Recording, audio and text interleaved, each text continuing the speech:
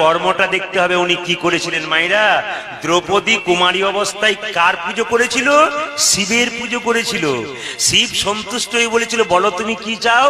দ্রৌপদী বলেছিল, মা বাবা আমি পতি চাই। বলে কেমন পতি চাও? গুনবেন, আমার পতি যেন হয় ধর্মপ্রাণ। বেশ বেশ। আমার পতি যেন হয় বলবান। বেশ বেশ। আমার পতি যেন হয় ধনুর্ধর। বেশ বেশ। আমার পতি যেন হয় গণক জ্যোতিষ। বেশ বেশ। আমার পতি যেন হয় ভাতৃভক্তি, ভাই দাদাকে ভক্তি করতে পারে। বেশ বেশ। কবার হয়েছে? একজন বলছে 6 বার। 5 বার হয়েছে। 5 বার চেয়েছিল বলে তার পঞ্চপতি। জিনিসগুলো জেনে নেবেন, দ্রৌপদীর 5টা পতি হলো কেন, এই তত্ত্বটাই নেবে।